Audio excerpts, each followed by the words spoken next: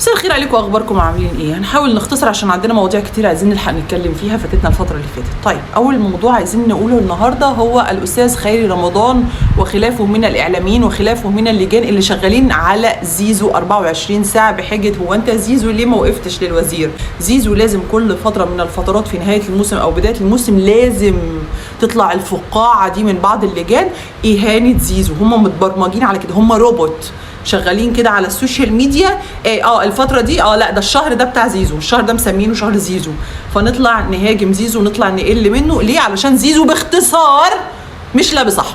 الفكره كلها اللي عامله عقده عند البعض ان زيزو رافض يلبس التيشيرت الاحمر، فلازم يطلع لنا شويه لجان يقول لك ان زيزو مستواه قل، شويه لجان تانيين يطلعوا يقول لك اصل زيزو ما سلمش على الوزير وزيزو مش محترم. احب اقول بس اللي بيقول ان زيزو ليه ما سلمش على الوزير، مع العلم ان الوزير طلع معاه في القناه في البرنامج بتاعه وقال لك لا عادي جدا انا اللي داخل له اوضه اللبس، فوارد يكون بيغير، وارد يكون مش قادر يقف، ما ينفعش يقف والكاميرات بتصور فقاعد.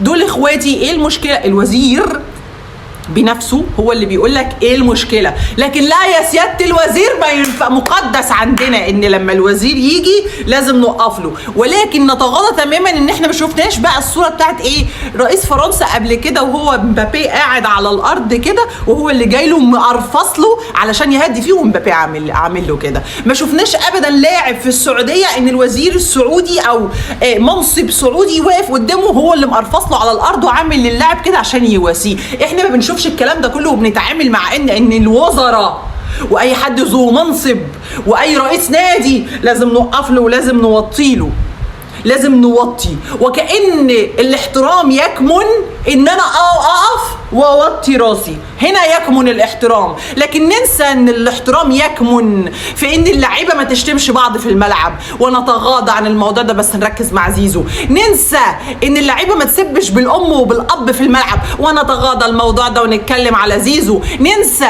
ان في لعيبه بتسب الدين في الملعب وما ندافعش عن ديننا وما ندافعش عن الغلط اللي بيحصل في الملعب، بس نركز مع زيزو. بننسى حاجات كتير قوي علشان اسمها يرتبط بلون معين، بس نركز مع اللون الابيض عشان الوزير علشان زيزو ما وقفش للوزير. نيجي بقى على الجزء الثاني الا وهو جزء الرعايه. طبعا كلنا عارفين انه نادي الزمالك اتعاقد مع الشركه الفلانيه، عمل معاها عقد رعايه في الفتره اليومين يعني اللي فاتوا. طيب، انقسم جمهور الزمالك الى قسمين، 90% منهم رافضين التعاقد منهم انا، و10% موافقين لسه على التعاقد زي ما هم. بيقول لك مش مهم بالنسبه لي، هفضل مقاطع زي ما انا، ولكن اللي يهمني ان في فلوس هتدخل للنادي. ما دام في فلوس هتدخل للنادي وهتحل لي ازمات، انا ان جدا موافق جدا مع مجلس الاداره. طيب، ولكني هفضل مقاطع عشان بس نقول ايه الناس قالت ايه، يعني ان هم ستيل هيفضلوا مقاطعين وكل حاجه. طيب، خلينا نقول الجزء 90% نبرر وجهه نظرهم اللي هي وجهه نظري اصلا. طبعا انا ما لفتش على 90% ولا عارفه هم رافضين ليه، ولكن المعروف انه السبب الاساسي لرفضنا الا وهو المقاطعه. المبادئ ما بتتجزاش يا جماعه، المبادئ ما بتتجزاش خلاص. فخلينا بس نخلص من الجزء دوت الا وهو مقاطعه. طيب، هنيجي بقى عند اسبابي انا الشخصيه، يعني هشرحها لك بالتفصيل. ما اعرفش، ممكن الناس توافقني وممكن الناس ترفض وجهه نظري ويفضلوا على وجهه نظرهم. اوكي، طيب خلينا نخش في الموضوع. الشركه هي شركه مصريه، ولكنها مع احترامي العماله فين؟ العماله مصريه. الشركه ايه؟ الشركه مصريه مع كامل الاحترام. اي عماله مصريه اكيد ان احنا بنشجعها، واي شركه مصريه اكيد بنشجعها وبنبديها. يعني انا بدي ابن بلدي عن اي حاجه، ولكن الكلام هنا مش عن الشركه نفسها او عن المصنع نفسه، الكلام هنا على الاسم. الاسم هل هو اسم مصري بحت 100%؟ لا، ولكنه في دلوقتي شركه ام. الشركه الام دي انا قلت لها انا هاخد اسمك وهاخد منك الادوات وهاخد منك اي حاجه، لان طبعا احنا عارفين لما يكون في شركه ام وليها فروع في كذا مكان لازم المنتج يكون واحد والكواليتي يكون واحد. اذا الكواليتي المنتجات والادوات كلها بتاخدها منين؟ من المصنع الاساسي للشركه الام. ما ينفعش ان انت تخلط وتجيب حاجات من بره. خلينا ما نخرجش بره الحوار ده دلوقتي. انا عندي الشركه الام، قلت لها انا عايزه اخد اسمك واخد منك كل حاجه مقابل ان انا هديكي مثلا ج% في كل سنه او في كل شهر او ايا كانت. اذا الشركه دي قالت لي ايه؟ قالت لي تمام انا موافقاكي جدا، وبدات تديني اسمها. طب هنا خلافي احنا كزملكاويه مع الشركه المصريه اللي واخده اسم مش مصري مقابل نسبه معينه من الارباح، ولا خلافنا على اسم الشركه نفسه اللي هو الشركه الام؟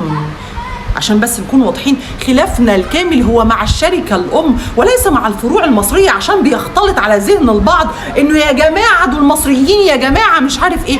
أنا قلت لك أنا أشجع أي حاجة مصرية وأي عمالة مصرية، ولكن أنا مشكلتي ان في نفس الوقت هل الدعايه اللي انا عاملاها على التيشيرت دي هتروح للشركه المصريه او هتروح للمصنع المصري 100%؟ اللي المصنع المصري انا اكيد عارفه انتمائه اللي هو معانا ومع اخواتنا ومع كل حاجه وضد كل اللي بيحصل ده، ولا بيطلع للشركه الام وبيعلي من اساس الشركه الام؟ هيعلي من الجزء ده وهيعلي من الجزء ده. التعليق الاكبر هتكون فين؟ هتكون من الشركه الام اللي هي صاحبه الهلمه دي كلها. انتوا مجرد فروع ولكن هي صاحبه الهلمه. اذا اعتراض 90% من الزملكاويه دي علشان عارفين موقف الشركه الام ايه، وعشان الاسم اللي بيتحط على التيشيرت هو اسم الشركه الام وليس اسم الشركه الام وبين قوسين كده محطوط جنبها الفرع المصري. ده الجزء الاول. نيجي بقى للجزء الثاني. تاني نقطة بالنسبة لي إن الراعي ده هو نفس الراعي للنادي الأهلي. طيب عايز تقنعني إنه الراعي دوت هيعمل لك إعلان؟ لا طبعا مش هيعمل إعلان، مش هنضحك على بعض. ليه؟ لأنه ببساطة وبمنتهى الأريحية اللاعبين أكيد مليار في المية مش هيحطوا نفسهم في خانة اليك دي اللي حط نفسه فيها مجلس إدارة نادي الزمالك، بمعنى إنه اللاعبين أكيد مش هيروحوا يعملوا إعلان لشركة هم عارفين كويس جدا موقف الجمهور منهم، فطبيعي إنه ده هيعمل حساسية بين اللاعبين وبين الجمهور، بل بالعكس جمهور نادي الزمالك هيقلب عليهم. مفيش لاعب هيجازف إن هو يعمل حركة زي كده، وبالإثبات إنه اللاعبين لما بيجوا ينزلوا بيحطوا التيشيرت جوه الشورت. نيجي بقى على الجزء دوت، ولكن خلينا اكمل لك جزء الاعلانات. دلوقتي انت عامل اعلان للنادي الاهلي، الراعي الاساسي للنادي الاهلي هو نفس الراعي بتاعك، اذا في اي ماتش بالنسبه لك هيجي الاعلان الخاص بالنادي الاهلي. لو في ماتش بينك وبين النادي الاهلي فبين الشوطين هيجي الاعلان بتاع النادي الاهلي. اذا انت الراعي بتاعك اساسا بيفضل غريمك عليك او بيطلع غريمك عليك او بيعلن عن غريمك عليك في الماتش بتاعك. ده جزء صغير جدا من اضرار التعاقد مع هذه الشركه. نيجي بقى على الجزء الثالث الا وهو ايه؟ هل تعتقد عزيزي المشاهد انه لو مبلغ الرعايه ده كان كبير قوي انه يحل الازمه ويخلي مجلس الاداره يقول لك مش مشكله هخسر الجماهير شويه وهزعلهم شويه ولكن مقابل ان انا احل ازمه، هل تعتقد ان لو المبلغ كان كبير بالحجم اللي يحطوهم في المجازفه دي ما كانش المبلغ اتسرب وطلع على السوشيال ميديا؟ لا طبعا كان اتسرب علشان يخلوا الجماهير ايه ترخ شويه وتقول لك ايه المبلغ كبير يا جماعه، لا فعلا خلينا نسكت مش مشكله بس هنفضل مقاطعين بس المبلغ كبير. خليني اقول لك بالعقل انه اللي بيحصل دوت يقول ان المبلغ اصلا صغير ما يستاهلش ان هو الاسم يتحط على تيشيرت نادي الزمالك، وما يستاهلش ان انت تتخانق مع جمهورك او يحصل ضغينه بينك وبين جمهورك بسببه وتخسرهم بسببه.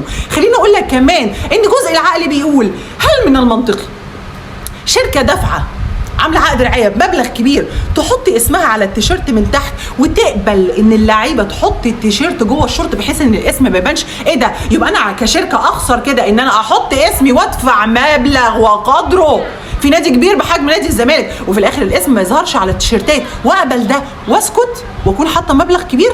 اذا المبلغ صغير.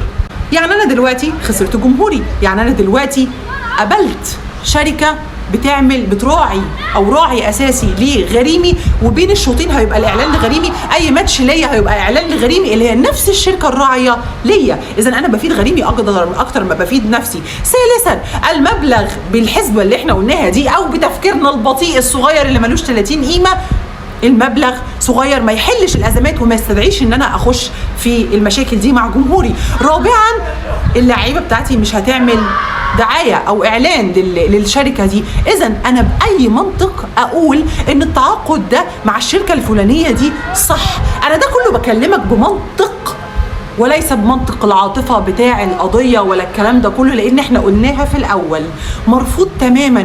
ولكن لان الحته دي مش مأثره فيك قوي فانا بجيب لك الاجزاء اللي وارد جدا تأثر فيك قوي، اللي هو الجزء العملي. هفكر بعقلي؟ حاضر مش هفكر بقلبي خالص. عقلي بيقول لي ان هي خسرانه من كل الجهات، سيبك من قلبي ارميه في الزباله يا سيدي، ما بقولكش اي حاجه، ولكن عندك كمان العقل بيقول ان انت عندك اسباب ان انت ما تقبلش الديل ده، لانه ديل فاشل، ديل واقع. الاسم ان انا مليت التيشيرت بتاعي وخلاص او بملى التيشيرت بتاعي وخلاص. نيجي بقى للجزء الاخر من اعتراضي الا وهو الناس بتقول طب ده اللي قدامنا، لا مش هو ده اللي قدامنا. لما يكون عندي 12 رجل اعمال في المجلس من اكبر العقليات في الوطن العربي ويملكوا اكبر الشركات في الوطن العربي كله، اذا العقليه عقليه فذه، اذا العقليه دي عارفه ازاي تدخل لي موارد بديله. اذا لما انا يجي لي من شركه مبلغ مش كبير قوي، لان انا قلت لك لو كبير كان متسرب، ولو كبير ما كانش يتسمح ان التيشيرت يتحط في الشورت. اذا لو المبلغ ده زي ما بنتكلموا علينا بيقول لنا ده ان المبلغ قليل مش كبير ما يستدعيش كل الهلومه اللي حاطين نفسنا فيها دي، اذا ليه ما شفناش شركه تانية تقدر تدفع لنا نفس المبلغ دوت وحتى لو اقل شويه، ولكن كنا كسبنا جمهورنا، كسبنا نفسنا، اعلنا على صفحاتنا، هم اعلنوا على صفحاتهم، مكسب بكل المقاييس. انا حللت لك من وجهة نظري البسيطة جدا اللي برضو مش كبيرة بحجم عقلك، ولكن اسيب لك في الاول وفي الاخر القرار واسيب لك التفكير وانت تحكم. وارد جدا تختلف معايا ووارد جدا تتفق معايا. الفيديو طول مننا، احنا اسفين جدا، نقدر نكمل في الفيديو الجاي. اشوفكم على خير.